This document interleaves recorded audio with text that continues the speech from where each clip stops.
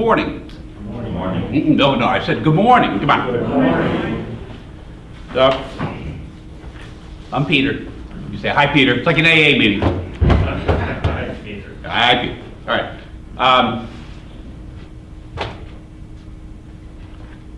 So you're here because you want to be attorneys, is that correct? Correct.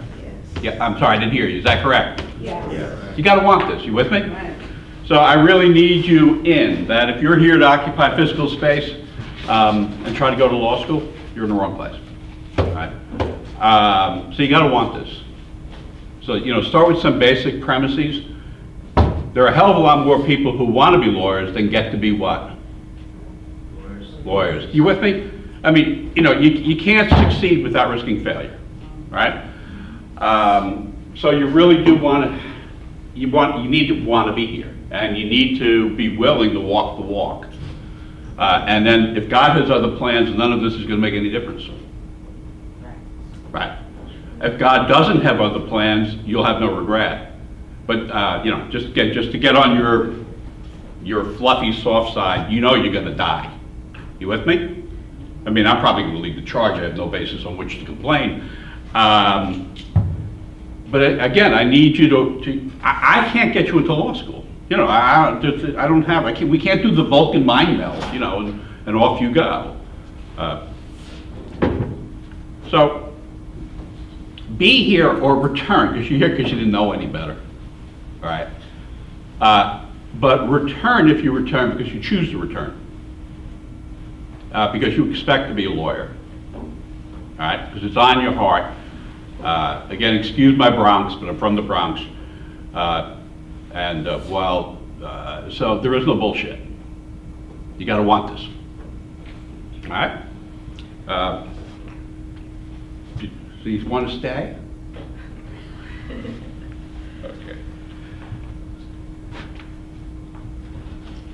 Okay. Look, we have so much to cover. It's like 5 hours is not going to be enough. It's not going to be enough for me. It's going to be hell for you. But it's not going to be enough for me. There's nothing fancy about being a lawyer. So this is not about me. Having said that, I am standing here.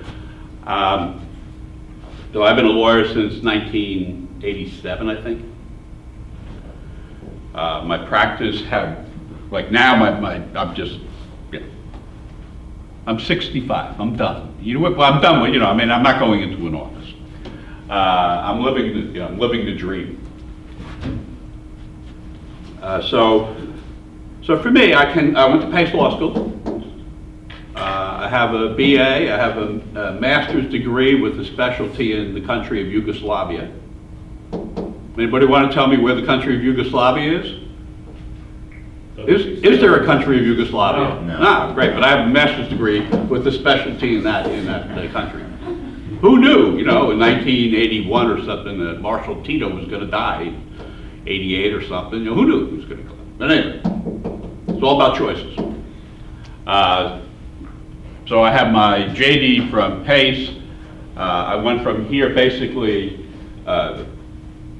into the Westchester County DA's office, and that's where my career was. So, but again, that's my background. My background is I'm comfortable in a courtroom, whether it's a trial courtroom or it's an appellate courtroom. I've done what I'm supposed to do, so I've argued multiple homicides in the appellate division. And I'm a kid from the Bronx, right? So again, it goes to one of the things about law is it's welcoming. At least it was for me, right? I went to Lehman College, right? So I went to basically City University of New York in the Bronx. I have a 2.68 GPA as a college student. So if you have a lousy GPA, you still can be an attorney. All right. And I love law. So again, this is easy for me. On my way down, I'm listening to the Supreme Court. That's what I do when I'm in the car. So there's a case that was just argued this week having to do with access to care. It's an abortion case out of Louisiana. If you want to be a lawyer, it probably makes sense to hang around with lawyers. And it's really useful to be the dumbest person in the room. It really is very, very, very useful. One, it's humbling and it reminds you how little you know. Well, actually, you don't know anything, right? And the other is, it's just easier to learn when everybody there is smarter than you are. So, again, this needs to be on your part. I love law, so it's a piece of cake for me. And that goes to the proposition and the premise. If this test had nothing to do with law, I would have nothing to do with this test. Not in a million years. Just take me out and shoot me. That's not where my, yeah. So, the purpose of this test. Anybody know what the purpose of the LSAT is? Okay. Purpose of the test is to see whether or not you think like a lawyer. What does that mean? What does it mean to think like a lawyer? Anybody? What does that mean? How do you think a lawyer thinks? Okay. Well, if you were an aeronautical engineer, would you have to have a certain knowledge of that branch of engineering? Talk to me. Yes. Yeah. And if you were an aeronautical engineer and somebody said to you, I want you to design a plane that was going to go very, very, very fast, very, very quickly, might you be able to come up with something designed in a way that would serve that purpose? Talk to me? Yes. Okay. And if you were an aeronautical engineer and your client said, no, that's not what I want. Your client said, I'm not looking for that. I'm looking for something that's very, very, very safe. Could you design something that was very, very safe? Talk to me. Possibly. Well, could you design something safer than what you had designed to go fast? Is that fair to say? Yes. Okay. And therefore, the purpose you have drives the result you get. Talk to me. You gotta give me a little more. I know it's the Yes. first time. I know you're shy. Get the fuck over it. Come on. Give me something, Yes. mate. Because it's really important. I'm saying that's what this is about, right? The purpose drives the design. You with me? Depending on what your purpose is, it's going to drive. You're going to design it in a different way. Yes. But don't you have to have the grounding in the discipline to do this at all? Right, Yes. because the only way he can figure out how to make something safer is to be able to take what he already did and break it down and figure out what he can do differently to give it a different aspect that they're looking for. Please stay. Life is a good thing. I'm getting it early over here. Okay, good. Again, if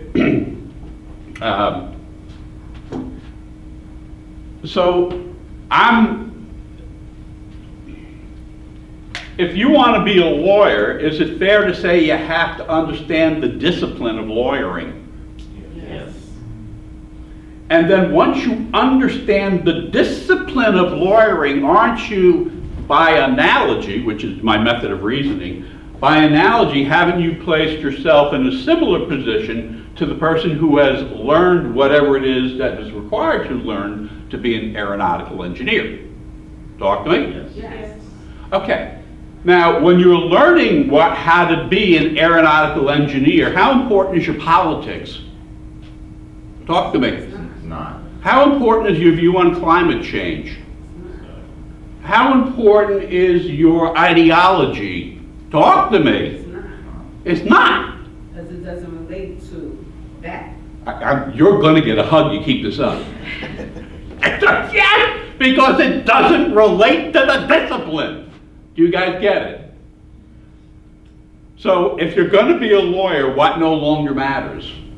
How about your ideology, your politics, your social strata? You're with me? None of that. You with me? Right. Because that interferes with your ability to absorb the discipline. That's right. And if I can write up here what the discipline is, which I will, would it be fair to say that if I'm correct, you would then know what you need to know, in other words, you know what you need to get your arms around, right? Right. And that you cannot let your personal views influence that, or the design itself will be corrupted. Does that make sense? I think that's what probably makes you better at being able to be a lawyer or whatever it is you are trying to do. Because you have to always keep your own personal out of it. Like, I'm a teacher, so I've been doing that for a long time. So I know that in order to be successful, I can't get caught up in what's happening with the kid and what's happening with their home and what's happening. I have to stay focused on what it is that I need to teach them and what they need to get from me. Yep, yep. And it's harder, evidently, than it sounds. Because if I were to be asked, what, you never really know, like, why does somebody not succeed? Well, I don't know. I have an impression, right? And the impression I have is clear, which is folks in here don't succeed not because they couldn't become lawyers. It's because they couldn't acquire the discipline. You with me? That getting that, how do I build the boat, right? Well, you build the boat a certain way, right? But if your politics are influencing how you're trying to construct the boat, well, the boat's going to be less reliable than it otherwise would be. Now, you notice in the aeronautical thing, and this is just, I love this stuff because I'm just thinking about this on the car ride down. So, I love it. This is a very creative business. But didn't I indicate then that the engineer might have clients who would want very different outcomes from that discipline? Yes? Come on, talk to me. So my analogy was, okay, one client comes in and says, hey, man, I want this puppy to go real fast, right? And then another client comes in and says, you know what, I have small children, I really need something that's safe. Is it a reasonable analogy? Yes. Okay. But now, isn't the product that flows from the design, right? Isn't that being influenced by the client's point of view? Yes. So now you're representing a client, yes? Whereas what if you're an aeronautical engineer and you don't think things should go fast? You just say, you know what? I just don't like that. Well, do you have to take the case? I don't believe you do, right? But if you wanted to make a living, might you find yourself acting as an advocate on behalf of a client whom you yourself may not agree with? Talk to me. And might you be on the other side of that? Might you find yourself representing a client that, in fact, you do like to go fast? This is really cool because once somebody pays you to do it for them, right, you're going to be able to do it for yourself in a more informed way. Does that make sense? Do you get that's what lawyers do? Right? So again, I have spent, in terms of my professional life, it's almost all been in a courtroom. And you get to somebody at the other table, and that person has the same legal training I have. Yeah, we didn't go to the same school. We have the same foundation as the aeronautical engineer has the same foundation. Yes? And that person is representing one point of view and I'm representing the other. Yes? Yes. How much does politics have to do with that?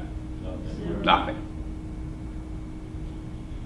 So if you want to do this, to go represent an interest group because that's on your heart, would there be anything to stop you from doing that? But before you but is it fair to say you want to represent that interest group effectively? And therefore, don't you have to understand the design? You guys get it?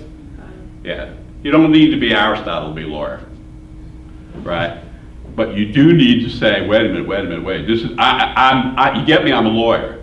I'm not a philosopher. I'm not an economist. I'm not an ideologue, all right? I'm not a politician. I'm not a protester. I'm a what? I'm a lawyer. And that's what I do. So if you want to be any of those other things, you have to be disciplined enough initially, right, to learn what lawyering is before you unleash it to promote some kind of cause you may or may not be attached to. Does that make sense? Are you saying yes to being a lawyer? Hey, yes to being a lawyer. It really is, it's a hoop. I mean, it can be very stressful, but it really is a hoop. So, my mission today, right, is to bring this test to life. Right, you with me? That if you leave today and you're not persuaded, and you see everything in here is based on persuasion, I don't know anything, right? Just because I'm standing up here doesn't mean I'm right about it. It just means, I get to stand up here. Doesn't make me the smartest person in the room. Doesn't make it, I'm just a guy up here, right? And in this profession, it's about listening, God forbid. It's about give and take. Because when I'm working with another attorney, well, that person has been educated the way I've been. That person knows how to build this thing. And I can learn from everyone. And I will learn from everyone. But with respect to law, you're in a community where, listen and question. Oh, God forbid. What if I question somebody get mad at me? What if I question and you're upset? Be upset. So that's the purpose today, to say, would it give you, there's just a lot to be said to be motivated. There's just a lot to be said for attitude and motivation. It just can make such a difference, right? Is it likely your performance will be enhanced if you have a positive attitude and positive motivation? Absolutely. Yes. So where's Aristotle? So, and is it likely your attitude and your motivation will improve if you decide, not Peter, you with me? Peter's just Peter. He's just some guy, a Dominic and Josephine's son, 168th Street in the Bronx. I'm just some guy, right? Turned out to be a white European guy. I had no control.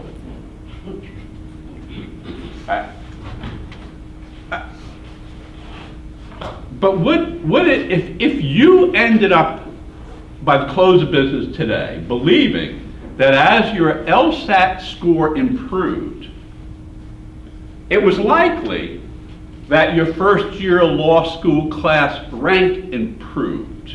If we could make that correlation, would that be some additional motivation to actually try to prepare for the test? Would it be motivating if there were some relationship between bar passage and LSAT score? Would that be motivating? Yes. Would it be motivating if you could actually see, rather than, because I can give you the statistics and I will, right? But would it be motivating if you could actually see and yourself decide that, in other words, learning how to approach the LSAT is essentially identical to learning how to approach learning in law school. If that was the case, right, and you were approaching the law school, the LSAT, right, in essentially the same way that you have to learn in law school, wouldn't that give you an advantage in law school? Wouldn't you already be thinking the way you're going to have to think? So that's what I'm about. This is not about tricks and shortcuts. It's not about finding some way around the test. Not in a million years. That's not what I'm here for. Again, my final interview with God's on the calendar. You with me? So I at least want that to go well. And if I can say, well, I really was trying to move other people forward in a positive way so that they could live their life more fully, I might get probation or something. So that's why I'm here. It's entirely selfish. Make no mistake about it. It all depends what the word selfish means. Right? But I need you really to buy into this. So for today, that's what we're going to start with. What this test wants from you. We're going to get into the empirical validity of the test. I also want to spend some time. They just updated the LSAC website, and there's really an interesting and very substantial change that we need to go over. So, How'd I do? Did I do okay? I'm a little nervous.